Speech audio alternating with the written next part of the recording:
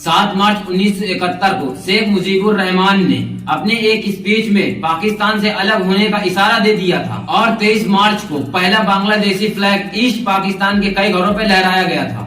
इसका नतीजा यह हुआ कि ईस्ट पाकिस्तान में एक मिलिट्री ऑपरेशन लॉन्च किया गया, जिसका मकसद था कि ईस्ट पाकिस्तान को वेस्ट पाकिस्तान से अलग होने से रोकना था। बांग्लादेश की आजादी की यह जंग अगले 9 महीने तक चलती रही, जिसमें ईस्ट पाकिस्तान की कुछ मिलिट्री यूनिट्स ने पाकिस्तान से अलग होकर आजादी पाने के लिए अपनी अलग फोर्स बना ली, जिनको फ्रीडम फाइटर्स कहा जाता था। दूसरी तरफ बांग्लादेश में मौजूद वह ग्रुप जो वेस्ट पाकिस्तान को सपोर्ट करता था, उनको रजाकार कहा जाता है। इस जंग के आखिरी 2 हफ्तों में बांग्लादेश को इंडिया की भी सपोर्ट मिल गई और ईस्ट पाकिस्तान वेस्ट पाकिस्तान से अलग होकर बांग्लादेश बन गया। अब क्योंकि फ्रीडम फाइटर्स की मदद से ही बांग्लादेश आजाद हुआ था, तभी शेख मुजीबुर रहमान, जो कि बांग्लादेश के प्रेसिडेंट बन चुके थे, उन्होंने बांग्लादेश सिविल सर्विसेज में फ्रीडम फाइटर्स के लिए अलग से 30% का कोटा रख दिया। 1997 में यानी लिबरेशन वार की 26 साल के बाद बांग्लादेश सिविल सर्विसेज में फ्रीडम फाइटर्स की रिक्रूटमेंट कम हो गई, जिसके चलते वहां की सरकार ने यह कोटा सिर्फ फ्रीडम फाइटर्स के लिए ही नहीं बल्कि उनके बच्चों के लिए भी बढ़ा दिया। और फिर 2010 में फ्रीडम फाइटर्स का कोटा उनके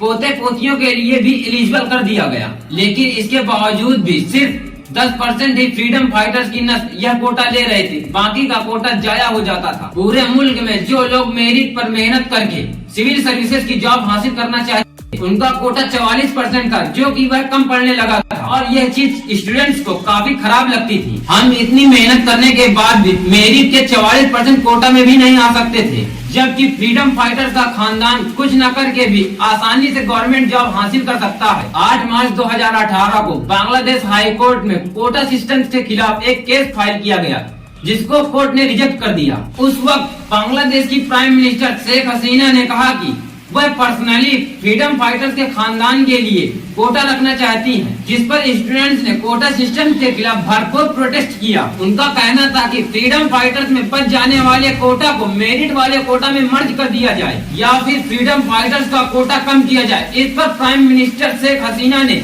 एग्जीक्यूटिव ऑर्डर जारी किया और बांग्लादेश सिविल सर्विसेज में से कोटा सिस्टम को ही खत्म कर दिया गया। अगले कुछ सालों तक खामोशी रही, लेकिन फिर अचानक बांग्लादेश हाई कोर्ट ने 5 जून 2024 को शेख हसीना का एग्जीक्यूटिव ऑर्डर को कैंसिल कर दिया और फिर कोटा सिस्टम को वापस से बहाल कर दिया गया। यहीं से दोबारा प्रोटेस्ट शुरू हो गए।